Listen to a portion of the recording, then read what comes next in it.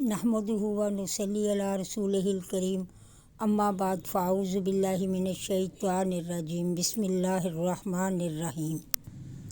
ਅੱਜ ਅਸੀਂ 7ਵੇਂ ਸਿਪਾਰੇ ਦਾ ਖੁਲਾਸਾ ਸ਼ੁਰੂ ਕਰਨ ਲੱਗੇ ਹਾਂ। ਵਾ ਇਜ਼ਾ ਸਾਮਿਊ। ਇਸ ਪਾਰੇ ਦੇ ਦੋ ਹਿੱਸੇ ਨੇ, ਇੱਕ ਸੂਰਾ ਮਾਇਦਾ ਤੇ ਦੂਸਰਾ ਸੂਰਾ ਇਨਾਮ ਦੇ ਉੱਤੇ ਮੁਸ਼ਤਮਿਲ ਹੈ। ਸੂਰਾ ਮਾਇਦਾ ਆਇਤ ਨੰਬਰ 82 ਤਾਂ 120। ਸੂਰਾ ਇਨਾਮ 116 ਆਇਤ ਦੇ ਉੱਤੇ ਮੁਸ਼ਤਮਿਲ ਹੈ ਤੇ 20 ਰਕੂ ਨੇ ਇਹਦੇ। ਤਰਤੀਬ ਦੇ ਲਿਹਾਜ਼ ਨਾਲ 6ਵੀਂ ਸੂਰਾ ਹੈ ਤੇ ਨਜ਼ੂਲ ਦੇ ਹਿਸਾਬ ਦੇ ਨਾਲ 55 ਨੰਬਰ ਸੂਰਾ ਹੈ। ਸੂਰਾ ਮਾਇਦਾ ਦੇ ਵਿੱਚ ਇੱਕ ਪਹਿਲੇ ਨੰਬਰ ਦੇ ਉੱਤੇ ਅਹਿਲੇ ਕਿਤਾਬ ਦਾ ਰਵੱਈਆ ਮੁਸਲਮਾਨਾਂ ਦੇ ਨਾਲ, ਜਿਹੜਾ ਕਿ ਖਾਸ ਕਰ ਹਬਸ਼ਾ ਦੇ ਈਸਾਈਆਂ ਦਾ ਸੀ, ਉਹਨਾਂ ਜ਼ਿਕਰ ਕੀਤਾ ਗਿਆ ਹੈ ਕਿ ਉਹਨਾਂ ਦੇ ਦਿਲ ਜਿਹੜੇ ਸਨ, ਨਸਾਰਾ ਦੇ ਦਿਲ ਜਿਹੜੇ ਨੇ ਉਹ ਬਹੁਤ ਨਰਮ ਸਨ। ਔਰ ਜਦੋਂ ਕੁਰਾਨ ਪਾਕ ਦੀ ਆਇਤ ਉਹਨਾਂ ਨੇ ਸੁਣੀਆਂ ਅਤੇ ਉਹਨਾਂ ਦੀਆਂ ਅੱਖਾਂ ਦੇ ਵਿੱਚ ਆਂਸੂ ਆ ਗਏ ਔਰ ਇੰਨੇ ਉਹ ਰੋਏ ਕਿ ਉਹਨਾਂ ਦੀਆਂ ਦਾੜ੍ਹੀਆਂ ਤਰ ਹੋ ਗਈਆਂ। ਇਹ ਉਹ ਲੋਕ ਸਨ ਜਿਨ੍ਹਾਂ ਦੇ ਦਿਲ ਨਰਮ ਸਨ ਅਤੇ ਇਹਨਾਂ ਦੇ ਵਿੱਚ ਤਕੱਬਰ ਨਹੀਂ ਸੀ, ਅਤੇ ਇਹਨਾਂ ਦੇ ਦਿਲ ਜਿਹੜੇ ਸਨ ਇਹ ਅੱਲਾਹ ਤਾਲਾ ਦੇ ਹੱਕ ਨੂੰ ਤਲਾਸ਼ ਕਰ ਰਹੇ ਸਨ। ਲੇਕਿਨ ਯਹੂਦੀ ਜਿਹੜੇ ਸਨ ਉਹ ਇੰਤਹਾਈ ਸਖਤ ਦਿਲ ਸਨ ਔਰ ਉਹ ਹਜ਼ੂਰ ਪਾਕ ਸੱਲੱਲਾਹੁ ਅਲੈਹਿ ਵਸੱਲਮ ਦੀ ਬੇਸਤ ਨੂੰ ਜਾਣਨ ਦੇ ਬਾਵਜੂਦ, ਸਮਝਣ ਦੇ ਬਾਵਜੂਦ ਮੰਨਣ ਨੂੰ ਤਿਆਰ ਨਹੀਂ ਸਨ।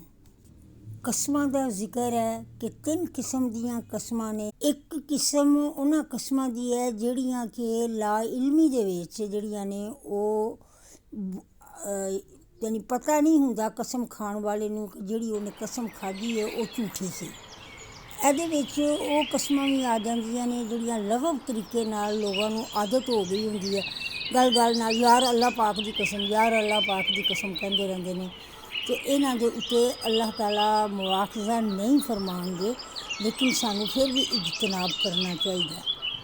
ਦੂਸਰੀ ਕਿਸਮ ਉਸ ਕਸਮ ਦੀ ਹੈ ਕਿ ਜਿਹੜਾ ਆਉਣ ਵਾਲੇ ਵਕਤ ਦੇ ਵਿੱਚ ਕਿਸੇ ਕੰਮ ਨੂੰ ਕਰਨ ਦਾ ਇਰਾਦਾ ਕਰਨ ਦੀ ਕਸਮ ਖਾ ਲਏ ਅਤੇ ਉਹ ਕਸਮ ਪੂਰੀ ਨਾ ਕਰ ਸਕੇ ਅਤੇ ਉਹਦਾ ਕਫਾਰਾ ਵੇ। ਕਫਾਰੇ ਦੇ ਵਿੱਚ 10 ਲੋਕਾਂ ਨੂੰ, ਮਸਾਕੀਨ ਨੂੰ ਖਾਣਾ ਖਿਲਾਣਾ, ਜਾਂ ਉਹਨਾਂ ਨੂੰ ਲਿਬਾਸ ਮੁਹੱਈਆ ਕਰਨਾ, ਜਾਂ ਇੱਕ ਗੁਲਾਮ ਆਜ਼ਾਦ ਕਰਨਾ। ਅਗਰ ਇਹ ਕਰਨ ਦੀ ਇਸਤਿਦਾਤ ਨਾ ਰੱਖਦਾ ਹੋਵੇ ਕਸਮ ਖਾਣ ਵਾਲਾ, ਅਤੇ ਫਿਰ ਉਹ 3 ਦਿਨ ਦੇ ਰੋਜ਼ੇ ਰੱਖੇ।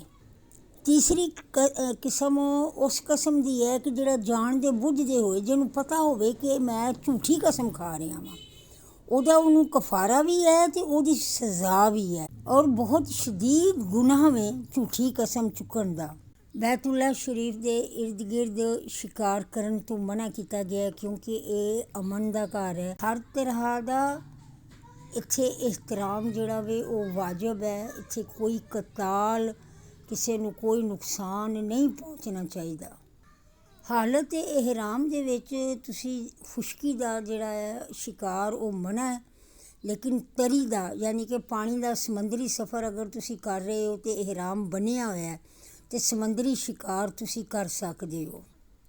ਹਜ਼ਰਤ ਈਸਾ ਅਲੈਹਿਸਸਲਾਤੁ ਵਸਲਾਮ ਦੀ ਨਬੂਵਤ ਅਤੇ ਉਹਨਾਂ ਦੇ ਮੌਜਜ਼ਾਤ ਅਤੇ ਉਹਨਾਂ ਦੀ ਵਾਲਦਾ ਹਜ਼ਰਤ ਮਰੀਮ ਦੀ ਪਾਕੀਜ਼ਗੀ ਦਾ ਜ਼ਿਕਰ ਕੀਤਾ ਗਿਆ ਹੈ।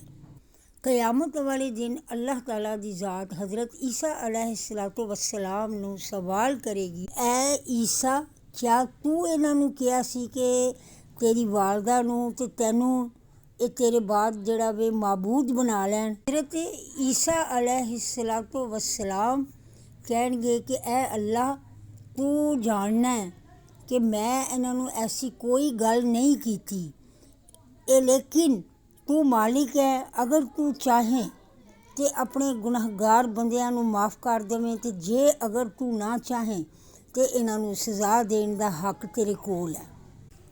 ਇਹਦੇ ਬਾਅਦ ਸੂਰਾ ਇਨਾਮ ਸ਼ੁਰੂ ਹੋ ਰਹੀ ਹੈ। ਸੂਰਾ ਇਨਾਮ ਦਾ ਲਫ਼ਜ਼ੀ ਮਾਇਨਾ ਚੌਪਾਏ ਵੇ। ਸੂਰਾ ਇਨਾਮ 1 ਨੰਬਰ ਆਇਤ ਤੋਂ ਲੈ ਕੇ 110 ਤੱਕ ਅੱਲਾਹ ਤਬਾਰਕ ਵ ਤਾਲਾ ਦੀ ਵਹਦਾਨੀਅਤ, ਕੁਦਰਤ, ਕਾਇਨਾਤ ਦੇ ਵਿੱਚ ਉਹਦੀਆਂ ਨਿਸ਼ਾਨੀਆਂ, ਮੁਸ਼ਰਿਕੀਨ ਦੇ ਬਾਤਿਲ ਅਕਾਇਦ ਤੇ ਉਹਨਾਂ ਦੇ ਝੂਠੇ ਮਾਬੂਦਾਂ ਦੀ ਹਕੀਕਤ ਦਾ ਬਿਆਨ ਹੈ। ਹਜ਼ੂਰ ਸੱਲੱਲਾਹੁ ਅਲੈਹਿ ਵਸੱਲਮ ਦੀ ਤਸੱਲੀ ਵਾਸਤੇ ਅੱਲਾਹ ਤਾਲਾ ਨੇ ਉਹਨਾਂ ਨੂੰ ਸਾਬਕਾ ਅੰਬਿਆ ਅਲੈਹਿਸਸਲਾਤੁ ਵਸਲਾਮ ਦੇ ਵਾਕਿਆਤ ਜਿਹੜੇ ਨੇ ਉਹ ਅੱਲਾਹ ਤਾਲਾ ਨੇ ਬਿਆਨ ਫਰਮਾਏ ਨੇ। ਇਸ ਸੂਰਾ ਦੇ ਵਿੱਚ 18 ਅੰਬਿਆ ਅਲੈਹਿਸਸਲਾਤੁ ਵਸਲਾਮ ਦੇ ਨਾਲ ਆਉਣ ਵਾਲੇ ਵਾਕਿਆਤ ਦਾ ਜ਼ਿਕਰ ਹੈ। ਉਹਨਾਂ ਦੀਆਂ ਕੌਮਾਂ ਦਾ ਜ਼ਿਕਰ ਵੇ ਤੇ ਨਾਲ ਉਹਨਾਂ ਦੇ ਬਦ ਆਮਾਲ ਦੀ ਵਜ੍ਹਾ ਨਾਲ ਜਿਹੜੇ ਉਹਨਾਂ ਦੇ ਉੱਤੇ ਅਜ਼ਾਬ ਨਾਜ਼ਿਲ ਹੋਏ ਉਹਨਾਂ ਦਾ ਜ਼ਿਕਰ ਹੈ। ਕਿਆਮਤ ਵਾਲੇ ਦਿਨ ਰੋਜ਼ੇ ਜਜ਼ਾ ਤੇ ਰੋਜ਼ੇ ਸਜ਼ਾ ਦੇ ਬਾਰੇ ਦੇ ਵਿੱਚ ਤੰਬੀਹ ਕੀਤੀ ਗਈ ਹੈ ਤਾਂ ਕਿ ਮੁਸਲਮਾਨਾਂ ਨੂੰ ਅਹਿਸਾਸ ਹੋਏ ਕਿ ਯੌਮ ਆਖਰਤ ਜਿਹੜਾ ਹੈ ਹਿਸਾਬ ਦਾ ਦਿਨ, ਉਸ ਦਿਨ ਸਾਰਿਆਂ ਦੇ ਨਾਲ ਜਿਹੜਾ ਹੈ ਉਹਨਾਂ ਦੇ ਆਮਾਲ ਦੇ ਮੁਤਾਬਿਕ ਜਿਹੜਾ ਹੈ ਇਨਸਾਫ ਕੀਤਾ ਜਾਏਗਾ। ਨਾ ਤਾਂ ਕਿਸੇ ਦੇ ਨਾਲ ਜ਼ੁਲਮ ਹੋਏਗਾ, ਨਾ ਉਹਦੇ ਆਮਾਲ ਨਾਲੋਂ ਜ਼ਿਆਦਾ ਉਹਦੇ ਉੱਤੇ ਉਹਨੂੰ ਤਕਲੀਫ ਦਿੱਤੀ ਜਾਏਗੀ, ਨਾ ਹੀ ਕਿਸੇ ਦੇ ਨਾਲ ਇਹ ਕੀਤਾ ਜਾਏਗਾ ਕਿ ਉਹਦੇ ਨਾਲ ਕੋਈ ਜ਼ਿਆਦਤੀ ਕੀਤੀ ਜਾਏ। ਯਾਨੀ ਕਿਆਮਤ, ਹਿਸਾਬੋ ਕਿਤਾਬ, ਕੁਰਾਨ ਮਜੀਦ ਦੀ ਸੱਚਾਈ ਤੇ ਇਹਦੀਆਂ ਤਾਲੀਮਾਤ ਦੇ ਉੱਤੇ ਅਮਲ ਕਰਨ ਦੀ ਹਿਦਾਇਤ ਕੀਤੀ ਗਈ ਹੈ। ਇਸਲਾਮੀ ਤਾਲੀਮਾਤ, ਇਬਾਦਾਤ, ਅਖਲਾਕੀਆਤ ਦੇ ਉੱਤੇ ਰੋਸ਼ਨੀ ਪਾਈ ਗਈ ਹੈ ਤਾਂ ਕਿ ਮੁਸਲਮਾਨ ਅਮਲੀ ਜ਼ਿੰਦਗੀ ਦੇ ਵਿੱਚ ਇਹਨਾਂ ਅਸੂਲਾਂ ਦੇ ਮੁਤਾਬਿਕ ਜ਼ਿੰਦਗੀ ਗੁਜ਼ਾਰ ਸਕਣ। ਮੁਸ਼ਰਿਕੀਨ ਦੀ ਇੱਕ ਖਾਹਿਸ਼ ਜਿਹੜੀ ਉਹ ਅੱਲਾਹ ਤਾਲਾ ਦੇ ਅੱਗੇ ਇਜ਼ਹਾਰ ਕਰਨਗੇ ਕਿ ਐ ਸਾਡੇ ਰੱਬ ਸਾਨੂੰ ਵਾਪਸ ਦੁਨੀਆ ਦੇ ਵਿੱਚ ਭੇਜ ਦੇ ਅਤੇ ਅਸੀਂ ਉੱਥੇ ਜਾ ਕੇ ਹੁਣ ਕੋਈ ਗਲਤ ਕੰਮ ਨਹੀਂ ਕਰਾਂਗੇ।